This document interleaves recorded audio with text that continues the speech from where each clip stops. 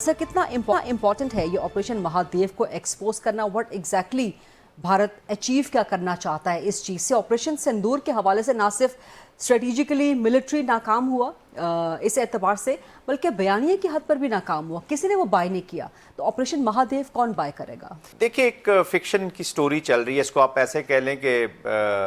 बॉलीवुड की जो इन्होंने मूवी चलाई उसका अगला सीजन एक छोटा सा डाला है इन्होंने महादेव के नाम से, because Sindoor has brought them as you were saying कि बहुत ज़्यादा एम्बेरसमेंट लाया, डिप्लोमेटिक, पॉलिटिकल एंड मिलिट्री, तो एम्बेरसमेंट लाया और ह्यूज एम्बेरसमेंट थी। और मिलिट्री की जो इनिशियल डिफेंसिव मनूवर में पाकिस्तान की जो एम्बेरसमेंट है वो उनसे अभी तक हजम नहीं हो रही। फिर जो डिप्लोमेटिक आइसोलेशन हुई है इंडिया की, और आज की स्पीच में अगर आपने राजनाथ को सुना होगा उनकी पार्लियामेंट में,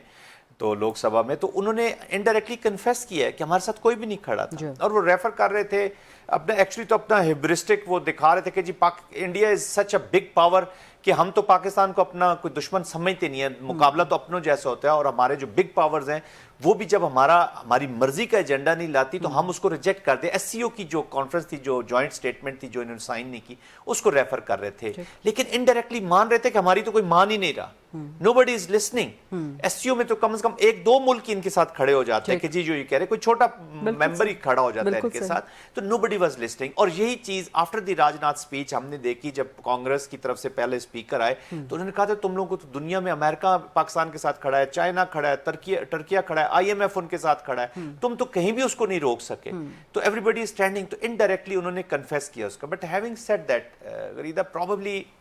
जो मोदी हैं वो अब he is basically a friction Sikar,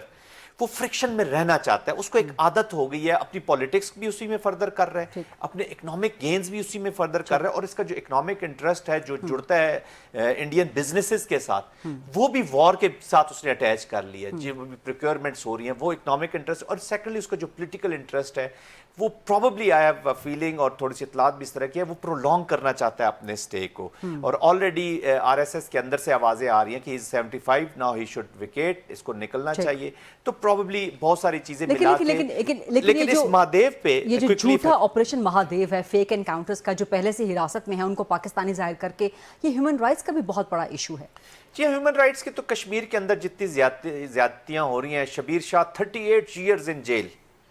Yasin Malik का देख लें, कईयों की तो ट्रायल्स ही मुकम्मल नहीं हुए और उनके बच्चे इन्होंने रखे हुए हैं, female Asiya Andrabi is in the jail, कोई उसकी तो ह्यूमन राइट्स कैरेक्टर ये चीजें इट इज मैटर नहीं करती मोदी सरकार के लिए। मोदी सरकार क्या ओवरऑल भी गरीदा दुनिया में नीचे जा रही है। जेनोसाइडल ऑपरेशंस देखें ना, पैलेस्टाइन देख लें और कश्मीर देख लें, ये दोनों जेनोसाइडल अप्रोचेस हैं। वो वहां पे हिंदुत्व की एप्लीकेशन, वहां पे उनकी application, these are both are genocidal in all domains 100%, लेकिन आवाजें नहीं उठती। बट एनीवेज, तो ये जस्टिफाई करने की एक भोंडी कोशिश है कि ऑपरेशन सिंदूर जो कि नाकाम हुआ, जिस पे क्वेश्चंस उठ रहे हैं, अब पार्लियामेंट भी इस पे क्वेश्चन कर रही है। अभी देखिए, इसमें यही करेंगे कि जी जो कर रहे हैं, बल्कि प्रोनाउंसली अभी उन्होंने कहना भी शुरू कर जी कि जो पहलगाम के लोग थे हमने उनको ट्रेस कर लिया है, हमने उनको